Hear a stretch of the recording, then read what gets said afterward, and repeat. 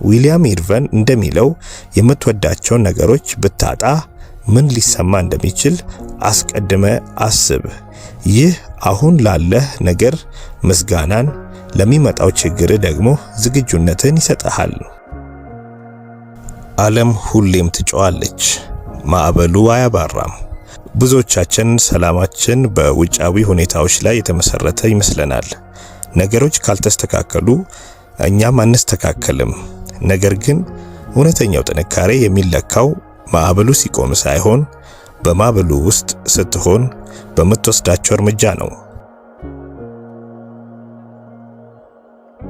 ሪአክቲቭ ወይንም ተገፋፊ መሆን ማለት የህይወትን ቁልፍ ለሌሎች መስጠት ማለት ነው። ስድብ ሲሰነዘርብህ ትቆጣለህ፣ ችግር ሲመጣ ትፈርሳለህ፣ መሰናክል ሲገጥምህ እንደ ግል ጥቃት ትቆጥረዋለህ። ስሜት አእምሮህን ሲያዘው አንተ የራስህ ህይወት ተመልካች ብቻ ትሆናለህ። ሰላምህን ለሁኔታዎች አሳልፈ ሰጥተሃል ማለት ነው። ግን ሌላ መንገድ አለ፣ የስቶይኮች መንገድ፣ የጽናት መንገድ ማለት ነው። ዝናቡን ማስቆም አትችልም፣ ነገር ግን ዝናቡ ውስጥ ላለመስመጥ መምረጥ ትችላለህ።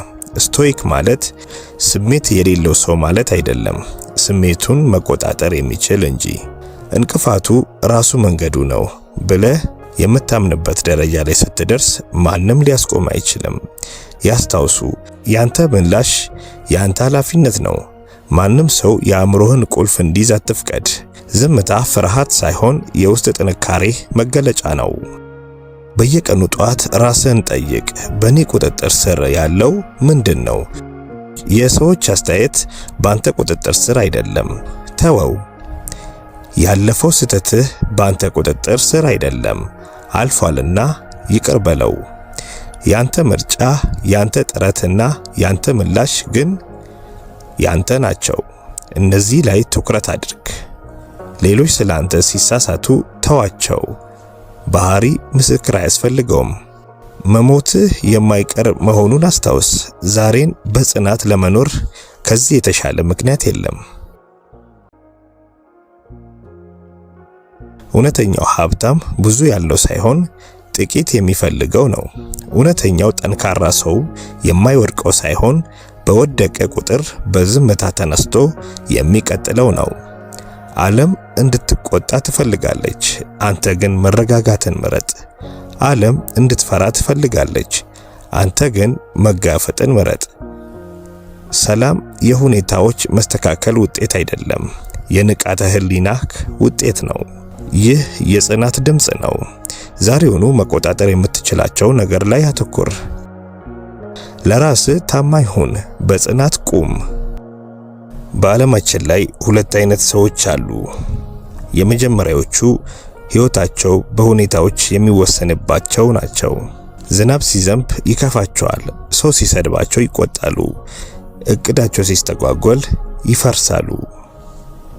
እነዚህ ሪአክቲቭ ወይንም ተገፋፊዎች ናቸው። ሁለተኛው ግን ማዕበሉን ማስቆም ባይችልም ማዕበሉ ላይ እንዴት እንደሚቀዝፍ ያውቃል። እነዚህ ሰዎች ደግሞ ስቶይክ ናቸው። ዛሬ የምናየው ይህንን ጥንካሬ ሚስጥር ነው። የስቶይክ ሚስጥር ምንድነው የሚለውን በጥልቀት እናያለን። ለመሆኑ ስቶይክ መሆን ማለት ምን ማለት ነው? እነዚህን ሐቆች በጥልቀት አስተውሏቸው። አንደኛ፣ ስቃይ የሚጀምረው ባልተቆጣጠርከው ነገር ላይ ስልጣን ለመጫን ስትሞክር ነው። ሁለተኛ፣ ፍርሃት የተፈጥሮ ምላሽ ነው፣ ድፍረት ግን የልብ ውሳኔ ነው። ሶስተኛው ሐቅ፣ አንተ ማለት ሐሳቦች አይደለህም፣ አንተ ሐሳቦችን የምትመለከት ተመልካች ነህ። አራተኛ፣ ሰላም ማለት ግርግር የሌለበት ቦታ መኖር ሳይሆን ግርግር ውስጥ ሆነ ትክክለኛ እይታ መያዝ ማለት ነው። አምስተኛው ሐቅ፣ ሰዎች ስላንተ ይሳሳቱ፣ ባህሪ ምስክር አያስፈልገውም። ስድስተኛው፣ ቁጣ ማለት የአእምሮ ቁልፍ ለሌላ ሰው አሳልፎ መስጠት ነው።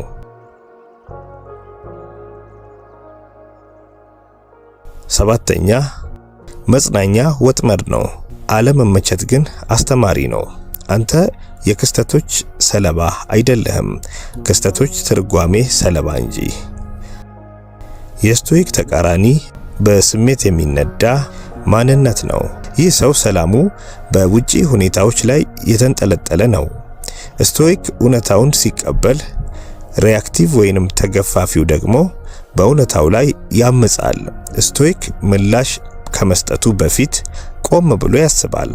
ተገፋፊው ወይንም ሪአክቲቭ ግን ሳይመሰክር ይፈርዳል፣ ሳይሰማ ይጮሃል። ስቶይክ በራሱ ስነ ምግባር ይመራል። ተገፋፊው ሪአክቲቭ ደግሞ በሌሎች አስተያየትና በጊዜያዊ ደስታ ይነዳል። ባጭሩ የስቶይክ ተቃራኒ ማለት ሰላሜ ያለው ከኔ ውጪ ነው ብሎ የሚያምን ምስኪን ሰው ማለት ነው።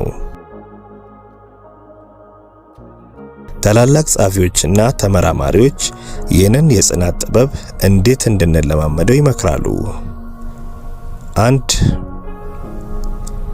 ዘ ስቶይክ ፎርክ ዶናልድ ሮበርትሰን እንደሚለው ማንኛውም ችግር ሲገጥምህ ራስን ጠይቅ፣ ይህ በእኔ ቁጥጥር ስር ነው ወይስ አይደለም? መልሱ አይደለም ከሆነ አእምሮ ላይ ቦታ አትስጠው። 2. አስቀድሞ ማሰብ ወይንም ኔጌቲቭ ቪዥዋላይዜሽን ዊሊያም ኢርቨን እንደሚለው የምትወዳቸውን ነገሮች ብታጣ ምን ሊሰማ እንደሚችል አስቀድመ አስብ። ይህ አሁን ላለህ ነገር ምስጋናን፣ ለሚመጣው ችግር ደግሞ ዝግጁነትን ይሰጣል። ሪያን ሆሊዴይ እንደሚመክረው ጠዋት ስትነሳ ዛሬ ምን ሊያጋጥመኝ ይችላል ብለህ ተዘጋጅ። ማታ ስትተኛ ደግሞ ዛሬ ምን ተቆጣጠርኩ፣ የት ጋር ተሳሳትኩ ብለህ ራስን መርምር። ማርከስ ኦሬሊየስ እንዳለው በአእምሮ ላይ ስልጣን አለ፣ በውጪ ክስተቶች ላይ አይደለም ስልጣን ያለክ። ይህንን ስትረዳው እውነተኛውን ጥንካሬህን ታገኛለህ ይላል። ጽናት ማለት አለመሰማት ሳይሆን ስሜትን መግዛት ነው። ዛሬ አንድ ውሳኔ ወስን። ዓለም ስትረብሽ አንተ ሰላምን ምረጥ። ድልድዩ ቢሰበር እንኳን አዲስ መንገድ መፍጠር እንደምትችል እመን። ይህ ጽናት ቫይብስ ነው። ጽናት ይርዳችሁ። ጽናት ለሁሉም ይሁን። ይህ ቪዲዮ ለአንድ ሰው ጥንካሬ እንዲሆን ለጓደኞቻችሁ አጋሩ። ጽናት ቫይብስን በጽናት እንቀጥላለን።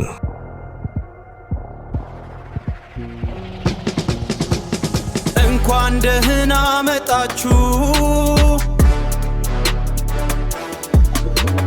ይህ ጽናት ቫይብስ ነው። ጽናት ለሁሉም፣